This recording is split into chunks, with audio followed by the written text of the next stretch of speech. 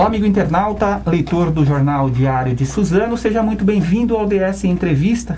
Estamos recebendo hoje aqui o Fernando Giffer, ele é jornalista, autor de 3 livros, criador do podcast Paternidade.doc. Você pode participar dessa entrevista encaminhando sua mensagem no WhatsApp do Jornal Diário de Suzano, que mudou o número, agora é o 47456900, 47456900, ou se você preferir, deixa a sua mensagem na própria live do Facebook do Jornal Diário de Suzano, ou também no portal. Você pode deixar lá sua mensagem no portal do Jornal Diário de Suzano quando aparecer essa entrevista. Lembrando que essa entrevista está sendo ao vivo aqui no Facebook, mas você pode acompanhar lá também no canal do YouTube do Jornal Diário de Suzano, no portal www.diariodesuzano.com.br e também no Instagram. O Fernando Giffer é jornalista, como eu disse, autor de 3 livros, criador do podcast Paternidade.com, que ele vai falar um pouco como que é esse projeto. Ele escreveu os livros Diamante no Acrílico, Entre a Vida e o Melhor Dela, Para Pensar na Cama e Um Pouco Mais que 2 Palitos. Ele foi embaixador da ONG Prematuridade.com, articulista do Comunique-se também, colunista do site bb.com do Grupo Abril. Ele é pai da Laís, torcedor do maior campeão brasileiro de todos os tempos e bicampeão da Libertadores, o Palmeiras. Fernando Giffer, obrigado pela sua presença aqui. Sinta-se em casa, pode abrir geladeira, pode... como se você estivesse na sua casa. Obrigado por você ter aceitado o convite aqui. Imagina, Edgar. Obrigado você, cara, pelo convite. Obrigado todo o pessoal aqui do Jornal da Redação pela receptividade. Estou me sentindo muito em casa já. E na hora que eu estava chegando aqui, chegando na cidade de carro, já fiquei muito feliz porque em um determinado momento ali, cara, eu encontrei um mural do Chaves, assim, um mural com grafite da turma do Chaves, e eu que sou fã número 1, já foi minhas boas-vindas aqui na cidade de Suzano. Então, obrigado de novo pelo convite, espero que seja um papo muito proveitoso também para os nossos internautas aí. Teve alguma coisa que eu falei do seu currículo aqui, que eu dei uma resumida aqui, que você quer acrescentar aqui, alguma coisa que eu deixei de falar? Não, cara, que isso, acho que falou tudo, vamos destrinchar o papo aí, mas tá tudo certinho, vamos que vamos. Certo. Ô Fernando, antes de começar a falar dos seus projetos, queria que você comentasse um pouco como jornalista, né? Você já fez algumas coberturas, já passou por alguns jornais de São Paulo, já trabalha na área também, né? Como que você está vendo a questão da pandemia hoje, né? A gente tem falado aqui na redação que a gente tem feito coberturas exaustivas, tá um assunto bastante preocupante, né? Como que você está vendo a questão da pandemia hoje e também para o jornalista fazer essas coberturas? Cara, o jornalista acho que está sendo tão heróico, né, quanto vários profissionais que trabalham na linha de frente, principalmente os jornalistas que estão efetivamente fazendo essa cobertura diária, como é o caso de vocês também aqui do Diário de Suzano. Eu hoje estou na comunicação corporativa, então eu consigo não ficar diretamente na linha de frente da cobertura da Covid, mas eu acredito que tem sido um trabalho muito árduo, né? Hoje a gente tem muita questão de fake news e tem sido um dos maiores desafios, um dos principais desafios hoje do jornalismo brasileiro e mundial, mas aqui a gente tem tido muito isso, até pela polarização política que a gente vivencia, a questão de fake news.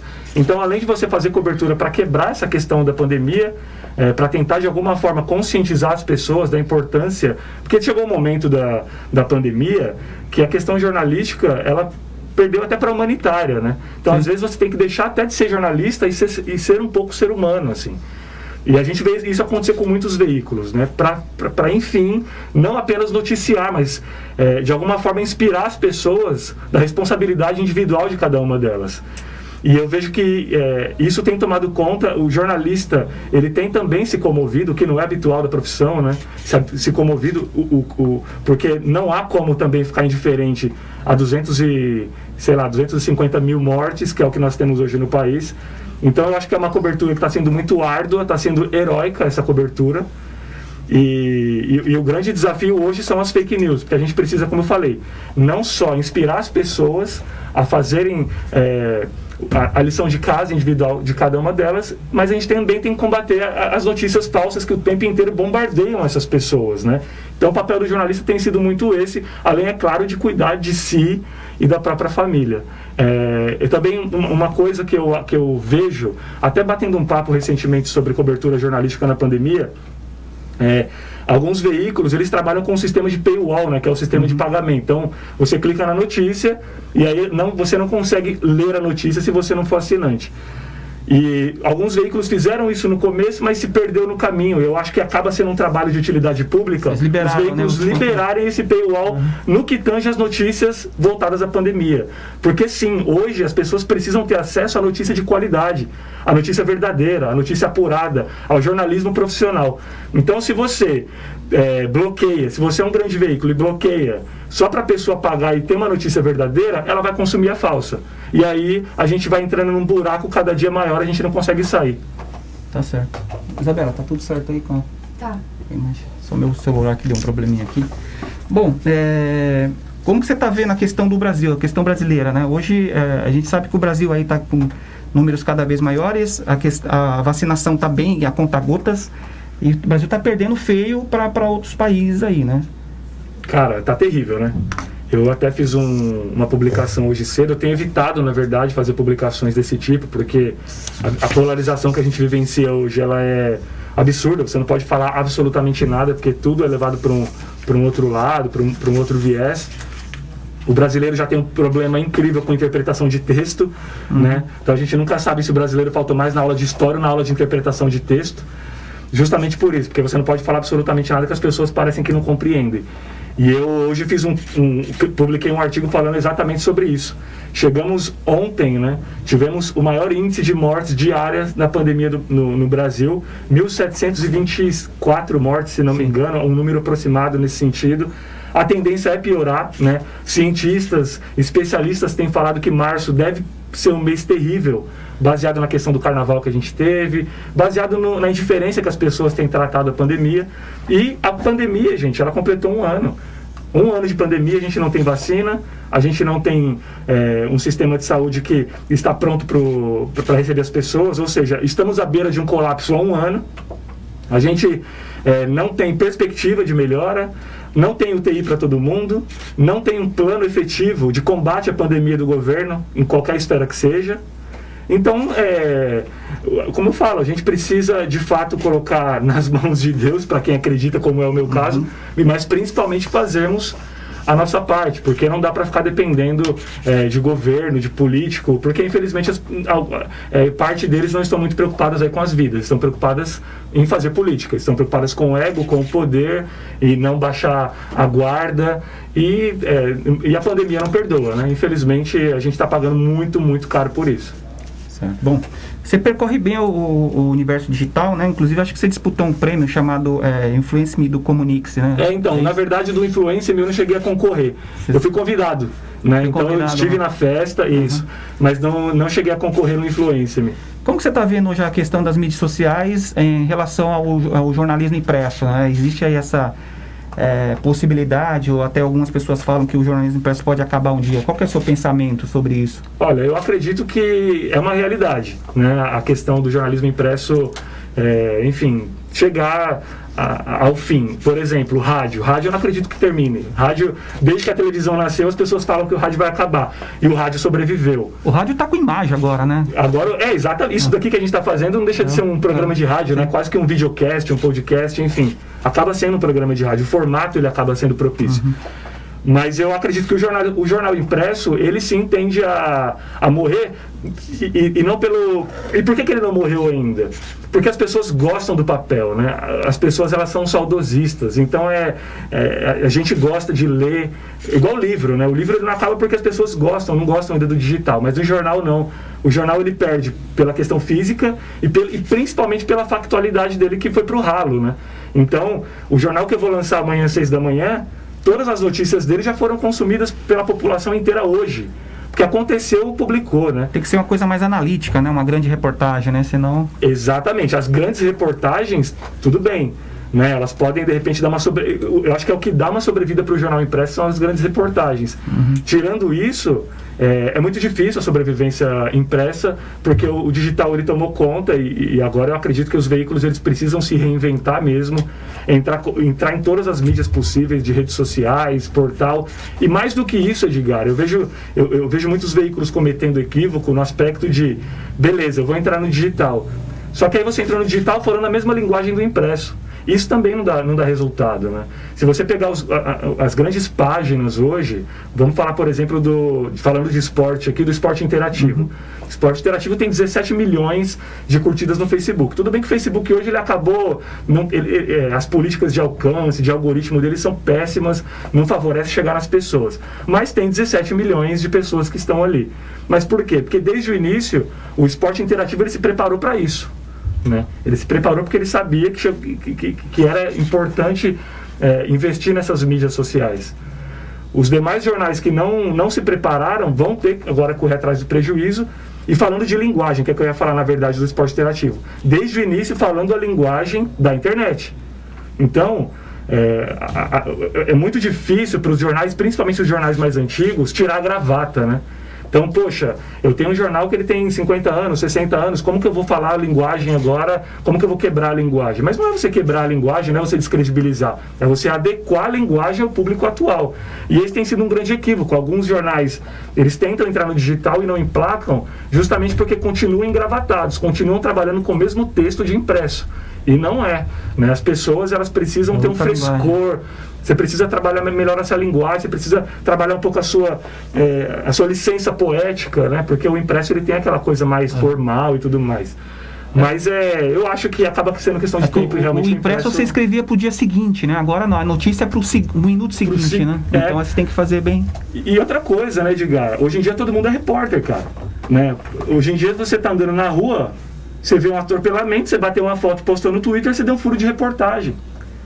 Ou seja, o papel do jornalista, ele também, o jornalista ele precisa se reciclar justamente para que isso não aconteça também.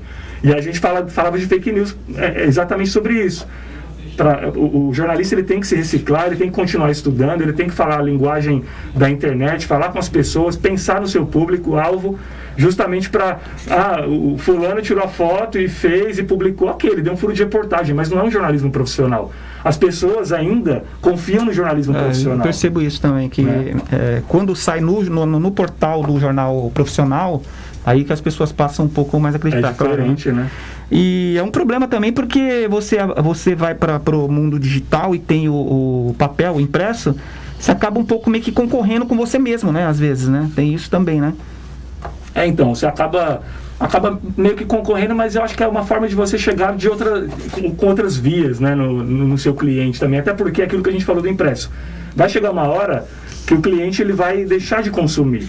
Se você começa a ofertar as duas opções para o seu cliente, vai chegar um momento que ele não vai deixar de consumir o seu impresso e vai pegar outro impresso. Ele vai deixar de consumir o seu impresso para ficar só com o seu digital. Agora, se você não oferece só o digital para ele, oferece só o impresso, ele vai trocar o seu impresso por outro digital. De repente, porque ele nem sabe que o seu impresso faz aquilo, ou o seu digital não agrada a ele na linguagem que está sendo utilizada. É uma linha muito tênue, né? Ou seja, o importante é o jornalismo não acabar nunca, né? Que nunca vai acabar. Ele pode ser divulgado de várias formas, em várias plataformas, né? Exato. É isso, né? Eu acho que a reinvenção do jornalismo é essa, ele trabalhar em todas as plataformas possíveis. Agora, acabar, não vai acabar nunca. A gente vai ficar aí para sempre. O Fernando está perguntando para você aqui, o Gifford, hoje para quem deseja criar um conteúdo na internet, é melhor optar por canal no YouTube ou criar um podcast? Quais os pós e os contras de cada um? Você vê que às vezes eu tô olhando para você, olhando para cá, porque às vezes o pessoal manda essa pergunta aqui. Cara, eu acho que depende muito do seu objetivo na internet, né? Então, se você tem um objetivo mais visual, você vai para o YouTube, porque o YouTube sim é uma plataforma de reconhecimento mundial e que ela te dá condições de criar um conteúdo bacana, de postar. Eu até coloco alguns conteúdos também no YouTube. E agora, se você tem porque é isso, é o seu objetivo e também a questão da linguagem que você vai utilizar. O podcast nada mais é do que um programa de rádio que a gente coloca nas plataformas de streaming, ou seja, um programa de rádio que não é ao vivo. Se você é apaixonado por rádio, tem vontade de falar em rádio, né, ter o seu programa, você vai para o podcast. Se você é uma pessoa que gosta mais de TV, tem vontade de trabalhar a sua imagem, né, quero aparecer, quero criar conteúdo, aí você vai para o YouTube. Mas ambos os formatos, eles estão muito em voga, eles nem são o futuro, né? Eles já são o presente, o YouTube muito mais, até porque o YouTube já está aí, já está consolidado. O podcast também já é uma plataforma consolidada, mas no Brasil começou a pegar para valer aí nos últimos anos, né? Mas fora do Brasil há muito tempo já. Mas eu acho que é isso, assim, Fernando que perguntou. Fernando, eu acho que depende muito do seu objetivo. Ambas as formas são ótimas, né? De você trabalhar e de você divulgar o seu conteúdo. Depende muito aí do seu objetivo enquanto comunicador. A gente vai falar depois do paternidade.doc, mas assim, ainda falando das redes sociais, falar um pouco de redes sociais, como que é para você assim conciliar aquela coisa de você ter que postar na rede social com o seu lado mais humano, da sua família, ter que ficar com a sua filha? Como que você faz isso? Você não ficar preso à rede social? Você acha que a gente acaba de qualquer forma caindo nessa cilada, dessa prisão, que você tem que postar, você tem que fazer vídeo? Como que se concilia isso? Cara, isso é uma coisa muito complicada, assim, é meio terrível isso, porque é o que você falou, o tempo inteiro você quer priorizar o que realmente importa, que é a sua família, que são as pessoas que você ama, porque na boa, a internet... Fica parecendo aquela coisa, né? As pessoas estão esperando que você poste lá um story, né? Às vezes nem estão esperando, sei lá, não sei se... Então, cara, o pior é que você tocou num ponto. Esses dias eu entrevistei o Marcos Pianjas, que ele é uma grande referência de paternidade. Eu entrevistei ele no podcast e ele falou exatamente sobre isso. Falou, cara, as pessoas não estão esperando o seu próximo story. A gente pensa que estão, mas não estão. E é verdade, pensa numa pessoa que você segue e que você gosta muito. Você fica esperando o próximo story dela? Você não fica. A gente que é criador de conteúdo que fica com isso na cabeça. Não, eu preciso, porque olha, tá todo mundo postando, se eu não postar vão me esquecer. É claro, você precisa manter se você quer viver da internet, né, se você quer monetizar o seu trabalho, é importante que você tenha consistência, né? Mas isso é para tudo na vida. É importante. Agora, você abdicar da sua vida particular, abdicar das pessoas que você ama, eu acho que também é uma decisão muito particular de cada uma, de cada pessoa. Eu não tenho mais seguidores hoje justamente porque eu não vou deixar de ficar com a minha filha para ficar fazendo post. Até porque, assim, quando eu posto, geralmente são artigos mais trabalhados, então é texto que eu não consigo fazer em 2 minutos. Ou seja, eu preciso me dedicar àquilo. Eu tenho o meu trabalho em comunicação também, que é o que me rende financeiramente hoje, que eu não posso abandonar, que eu tenho uma responsabilidade com aquilo. Então, eu vejo que isso também vai muito da perspectiva de cada pessoa, e eu escrevo sobre paternidade. É muito hipócrita da minha parte ser aquele paizão de Facebook, aquele paizão de selfie, né? Eu deixo minha filha de lado, fico o dia inteiro postando frases de amor da paternidade, porque hoje em dia esse é o novo pai de bar, né? Porque antes os pais que não eram pais de verdade pegavam os filhos, levavam no bar só para mostrar para os amigos, depois esquecia que o filho existia. O pai de selfie é a mesma coisa. É aquele pai que não tá nem aí pro filho, só pega para bater uma foto, postar no Facebook e pagar de paizão. Tenho pavor disso. Então, eu trabalho com paternidade, eu tenho um podcast que fala sobre isso, palestro sobre isso, mas para eu ter insumos até para falar a respeito, eu preciso ter uma convivência muito, muito íntima com a minha filha. Isso para mim é primordial e é prioridade total. Certo. Bom, a gente falou um pouco do jornalismo profissional, eu queria voltar um pouco, porque nós que somos jornalistas, a gente faz checagem de informação toda hora, né? A gente faz a checagem de informação, a gente sempre é desconfiado, né? Aí eu queria te perguntar se você acha que o jornalismo ele tem que estar de mão dadas com o ceticismo. O jornalista tem que ser mesmo cético ou não? Como você vê essa questão? Cara, eu acho que sim. Eu acho que o ceticismo ele aguça a curiosidade, né? E a curiosidade ele acaba sendo um pouco do insumo do nosso trabalho, né? É meio que uma ferramenta de trabalho do jornalista, a curiosidade. A curiosidade faz eu ir atrás da verdade, faz eu ir atrás da notícia, faz eu pesquisar, porque a gente tem muito jornalismo ruim sendo praticado exatamente pela preguiça jornalística que existe, ou pela mania do jornalista de eu já sei tudo, eu acredito em tudo, e hoje em dia, nesse universo de polarização, essa coisa do só dar vez a um lado para falar, ou dar voz a um lado, e isso é uma premissa jornalista que não se pode perder. Não importa se eu sou contra totalmente aquele lado dali, eu preciso dar oportunidade para aquele lado falar, né? Porque senão aí já passa a não ser jornalismo. A não ser que estejamos falando de um jornalista de opinião, né? Vamos falar no caso de escrita artigo, que é o meu caso até. O que eu escrevo nas minhas páginas são artigos, ou seja, eu estou opinando ali. Está dando sua opinião. Quando eu faço reportagem, aí não. Aí eu tenho que deixar o meu lado cético tomar conta, o meu lado curioso e falar, bom, eu até acredito que esse lado esteja certo, mas eu preciso ouvir o outro, porque não é a minha opinião que importa. Quem vai tirar a conclusão é o ouvinte, é o internauta, é o leitor. Né? A gente tem que dar ferramentas para a pessoa ter opinião própria dela. A gente não tem que formar a opinião de ninguém. A gente tem que dar ferramentas para que as pessoas construam suas próprias opiniões. Bom, a gente está chegando lá para falar Está passando o tempo aqui, a gente está chegando para falar do paternidade.doc. Aqui eu queria ainda voltar, antes disso, uma questão. Você fez um programa chamado Aspas Invisíveis, que você falava que era para dar voz a quem não tem voz, né? Queria que você falasse um pouco desse projeto. Está em vigor ainda esse projeto ou não? Então, cara, esse projeto, Aspas Invisíveis, assim, ele é meio que a menina dos meus olhos, assim, porque o conceito do Aspas Invisíveis, ele é muito legal. Infelizmente eu tive que parar o Aspas por causa da pandemia, porque o que acontece? Eu fiz 5 programas do Aspas Invisíveis. Para quem está assistindo a gente, o Aspas Invisíveis ele está disponível no YouTube, né? É só jogar lá Fernando Giffer. Não é um podcast não, né? Não, ele não é podcast. Esse é formato de vídeo, né? Então, ao contrário do paternidade.doc, que é podcast, o Aspas Invisíveis ele é um programa de YouTube, um programa de TV. Tanto que a minha ideia era de alguma forma tentar vender ele para televisão. Ele é um programa curto, em que eu trabalhei com vários temas. Só que o que acontece? Eu fiz os 5 primeiros e aí veio a pandemia. Mas ele só funciona se eu estiver pessoalmente com o convidado. Ele não funciona de outra forma. O formato dele é assim. E aí eu tentei fazer outros 5 no formato de live, quando estava aquele boom de live no Instagram. Só que aí se perde muito pela proposta que tem o programa. E aí eu deixei de lado, ele não morreu, mas ele está adormecido. Quando a gente tiver condições efetivamente de encontrar o convidado sem máscara, ou seja, todo mundo vacinado, o mundo, se Deus quiser, melhor do que nós temos hoje, o Aspas Invisíveis deve retornar, porque, como eu falei, ele tem um propósito muito legal. A gente falou sobre racismo, eu entrevistei um coletor de lixo, né, um gari, um refugiado sírio, a gente falou sobre música independente, falou sobre abandono paterno, sobre homossexualidade. Cara, entrevistei uma enfermeira que está na linha de frente. Então, assim, cada episódio eu entrevisto uma pessoa, ela tem um tema, e aquela pessoa relata a experiência dela acerca daquele tema. Um episódio muito legal também foi sobre violência doméstica, que eu entrevistei uma mulher que sofria violência doméstica. Então, é um depoimento extremamente tocante, revoltante e reflexivo. Ou seja, são temas necessários que a gente precisa tocar e que nem sempre as pessoas comuns têm oportunidade de falar. Eu queria que você falasse um pouco dos seus livros também, né? Quando que você fez os lançamentos? Fala um pouquinho do que eles falam, o que você quis mostrar com os seus 3 livros. Legal. Hoje eu tenho 3 livros, né, lançados. O 4º livro tá na gaveta aí, vai sair esse ano, se Deus quiser, com a pandemia estando regularizada, que inclusive leva o nome do podcast, paternidade.doc.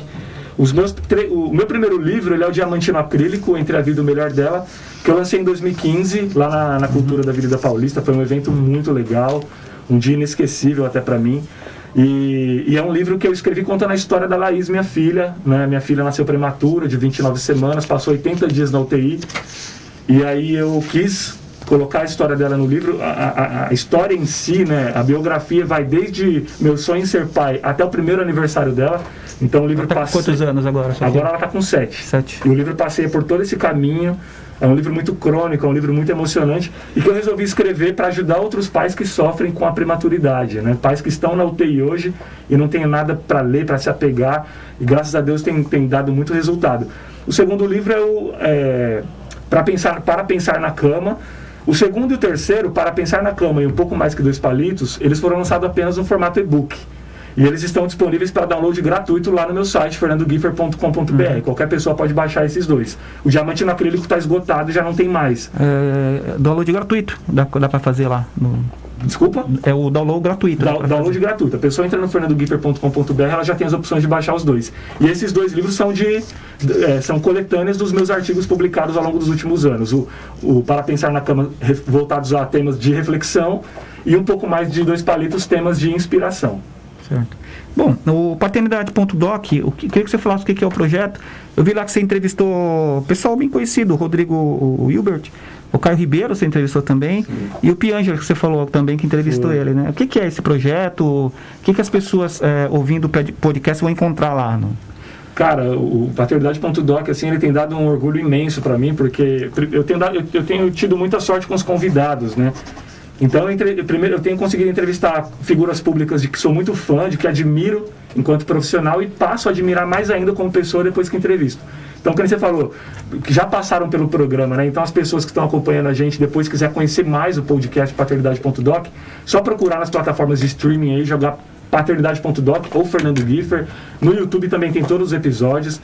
E aí já passou por lá comigo e falou Rodrigo Hilbert, o Caio Ribeiro, o André Vasco, o Caniço do Raimundos, Marcão do Charlie Brown, tem o Dani da Pitch do NX0, cara, o Sandro Dias Mineirinho, ex-campeão mundial de skate, o Hélio de la Penha.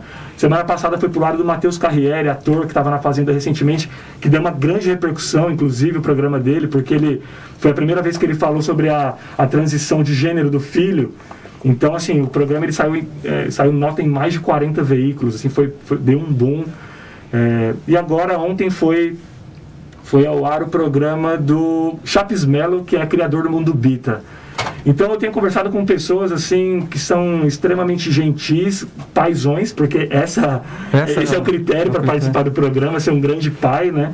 E o objetivo do Paternidade.doc é celebrar aquilo que eu chamo de maior amor do mundo, que é a paternidade, né? É fácil conseguir o contato com eles? Não? Você conseguiu? Não? Teve alguma... Não, então, na verdade, assim, eu já trabalho com jornalismo há algum tempo, então a gente vai tentando mexer os pauzinhos da agenda telefônica ali, mas geralmente o contato eu vou pelas vias convencionais, assim, procuro assessoria, né? Como eu falei, alguns eu já tenho contato, já converso diretamente, um acaba indicando o outro também. Entendi. Né? Então, por exemplo, eu entrevistei o Daniel Ferro, que é um grande diretor de cinema e TV, faz eventos para o Multishow, faz DVD de vários artistas. E aí ele me indicou gravar com o André Fran, que é um jornalista também, agora colunista do Estadão. André Fran, um grande jornalista. Aí que me passou também o contato ele passou do André Fran e do Vitor Izenze, que tocava no Forfan também, que agora é paizão. Então um vai indicando para o outro, assim, isso acontece bastante. Mas o contato inicial é sempre as vias convencionais ali da assessoria e tudo mais. O que tem te surpreendido no que você tem ouvido por parte dos seus entrevistados, assim? Cara, eu sou surpreendido o tempo inteiro e eu me emociono todo episódio. No final do episódio a gente tem um quadro que chama Cápsula do Tempo. Todos os convidados... Que eu vou fazer com você isso aí no final. Vai fazer? Vou fazer então, com você. Todos os convidados, eles deixam uma mensagem para os filhos ouvirem no dia em que eles não estiverem mais aqui vivos, os pais. E é sempre um momento emocionante, porque pega eles de surpresa, porque é surreal você pensar no seu filho aqui sem você, e porque é uma coisa que você nunca pensou, né? Nunca parou para refletir. Então, acaba sendo muito emocionante. E uma coisa que é legal, porque assim, eu falei das figuras públicas, né, Edgar? Sim. Mas o programa não entrevista só pessoas famosas. Não, sim. Eu trabalho com muito programa temático, programas de relevância social, programas que trabalham a utilidade pública, a prestação de serviços. Então, a gente já fez programa para falar sobre como criar filhos em um mundo racista, Covid-19 entre crianças, o que a gente sabe até agora, falando sobre saúde mental. Semana que vem vai pro ar um programa especial Dia Internacional da Mulher. Pela primeira vez uma mulher vai apresentar o programa, vai ter uma ocupação feminina no Paternidade.doc, eu não apresento, então vai ter uma mulher apresentando, que vai ser a minha esposa, inclusive mãe da Laís, que é jornalista também, a Fabi, e ela vai entrevistar uma mãe, que é aquelas mães que também exercem papel de pai. Né? Então eu também procuro trabalhar essas particularidades, que são temas necessários, que precisam ser abordados, e eu sempre me surpreendo muito. No caso dos famosos é sempre muito legal, porque a gente não conhece esse lado deles, né? E é por essa o lado também, humano, né? Você vê o lado mais... Esse lado mais humano. E até respondendo a sua pergunta anterior, esse é um dos motivos que faz com que muitos aceitem participar. E vários me falaram isso. Poxa, graças a Deus eu não estou precisando falar do meu trabalho.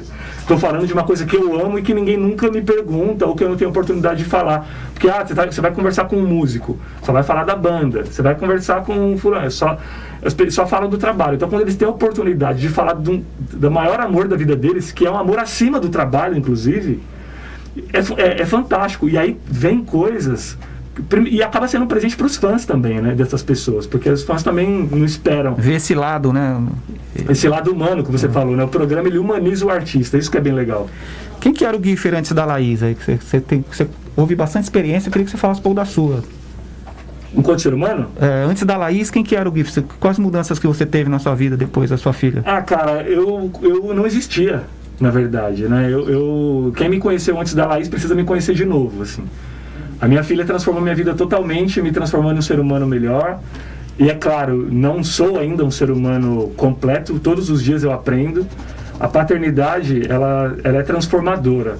Não acho que todas as pessoas têm que vivenciar a experiência da paternidade nem da maternidade. Eu acho que isso é uma autonomia que cada ser humano individualmente tem que saber, né? Olha, eu quero ou não quero. Porque, eu digo porque tem muita gente que fala, você não é mãe. Gente, quem não quer ser mãe não é obrigado a ser, não. E pode ser muito feliz assim, ainda assim, né? Mas pra mim, individualmente, foi uma experiência única a paternidade. A Laís, ela me transformou. Hoje eu analiso atitudes que eu tinha de 2013 para trás, que foi antes, né, da minha esposa engravidar, porque eu me tornei pai quando ela engravidou ali. Eu já comecei a me transformar ali. Mas a transformação também, Edgar, você que é pai sabe disso, a gente tem que se permitir a ela. Sim. Né? Eu estava conversando com o Celso no caminho, né, o motorista aqui do Diário, e a gente estava falando sobre a pandemia, exatamente sobre isso. Olha, as pessoas, elas podem sair diferente da pandemia desde que elas se permitam a isso. Vai ter muito lixo que vai sair como entrou. Porque tem pessoas que não querem quebrar paradigmas, não querem refletir, não querem, pensar no valor de uma forma diferente, enxergar por uma outra ótica. E a paternidade, ela fez isso comigo, mas eu me permiti também. E antes da Laís, cara, eu olho atitudes que eu tinha, assim, que eu sinto vergonha. Não que eu fosse também um lixo de ser humano. Não, sempre fui um cara muito tranquilo e tal. Mas aquelas piadas estruturais, né, que a gente está acostumado a fazer, aqueles pensamentos... Cara, hoje eu olho e falo, não, pelo amor de Deus. Tanto que quando eu encontro uma pessoa que não me conheceu depois da paternidade, eu tento criar uma outra... Não que as pessoas, de repente, tenham uma imagem ruim, mas eu quero que elas conheçam o novo Giffer, o novo Fernando. Aliás, não é o novo Giffer, não. É o novo Fernando Guilherme Ferreira, né? O ser humano, o CPF, né? E não o CNPJ, o Giffer. Você acha que a gente consegue alcançar uma excelência, assim, ser um bom pai? Assim, é o que você falou, que você tem que se permitir também, né? Cara, eu acho que a gente nunca vai atingir a excelência como pai, e na verdade a gente não atinge a excelência enquanto nada, assim, nem enquanto profissional, porque essa busca ela é incessante, né? Ela é uma busca diária, e quando a gente achar que chegou nesse pico, aí você tem que mudar a rota e traçar novos objetivos, porque ou alguma coisa está errada, ou você realmente chegou ali no topo, ok. Mas na paternidade eu não acredito. Eu acredito que é uma construção diária. Todos os dias eu aprendo alguma coisa nova, ou conversando com vocês, ou conversando com o pai no programa, ou a minha filha, um olhar diferente que ela dá para mim, eu falo, opa, agi de forma errada aqui. Então eu acho que a gente não consegue ser o melhor pai do mundo nunca, mas nós podemos querer sim, tentar ser o melhor pai do mundo todos os dias. Eu acho que esse é o grande desafio de qualquer pai e de qualquer mãe também, inclusive. Ô Giffer, estamos chegando no final da nossa entrevista. Eu queria que você deixasse os seus contatos aí, né? Para quem quiser te achar nas redes sociais ou na internet. Você pode deixar seus contatos para as pessoas. Cara, eu falo pra caramba, né? Peço até desculpa. Não, imagina. Vou falar, peraí.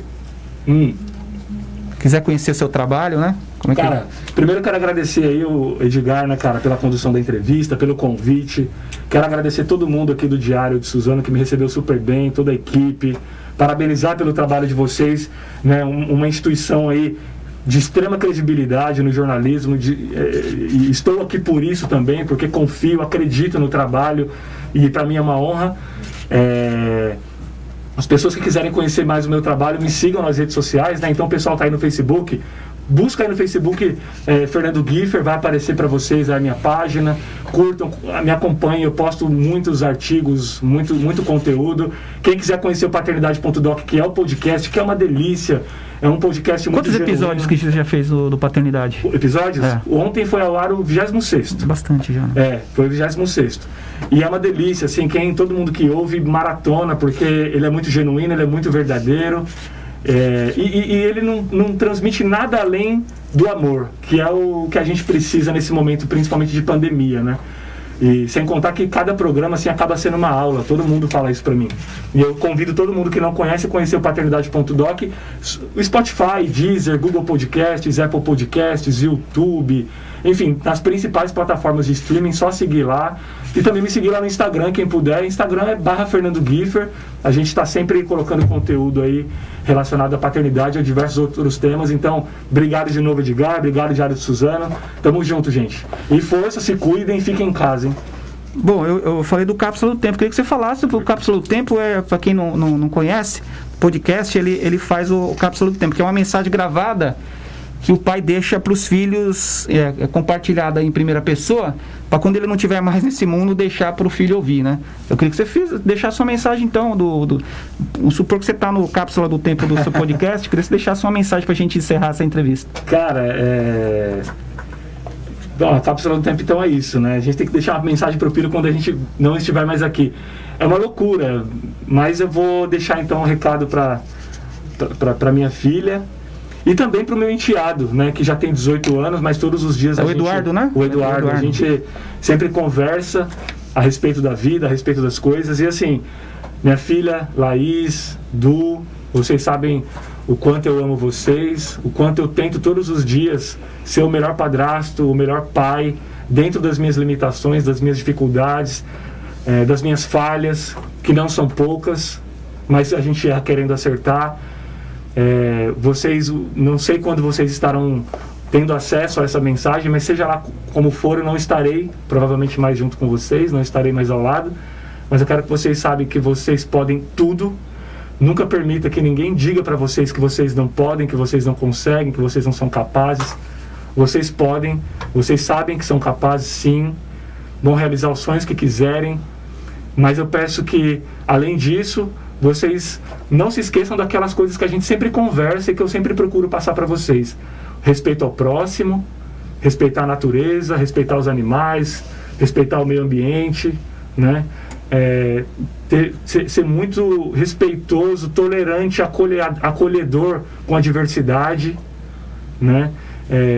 É isso que eu espero de vocês. E eu tenho certeza de que vocês, cumprindo esses passos, que são passos básicos de respeito ao próximo, de amor, emanar nada mais do que o amor que vocês têm, que é genuíno de vocês, né? No caso do Du, respeita as mulheres com quem você se relacionar, a gente já falou muito sobre isso, né? Respeito total a respeito dos seus relacionamentos. Nunca levante um dedo para uma mulher, né? Minha filha Laís, nunca permita que macho escroto nenhum levante dedo para você. Não permita isso. Você não merece, né? Você não precisa. Você é muito maior do que qualquer agressão que possa vir a surgir. Então eu quero que vocês saibam que, se tudo isso que eu peço humildemente para vocês, de respeito, de amor, vocês estiverem cumprindo, eu estou aqui, onde quer que eu esteja, eu estou muito feliz. E lembre-se, vocês nunca estão sozinhos, eu estou sempre do lado de vocês. Contem sempre com o meu ombro, pode conversar comigo, porque eu estou ouvindo e eu vou soprar as melhores intenções, as melhores orientações que tiverem no meu coração e que eu sei que vai dar certo para a vida de vocês. Se cuidem.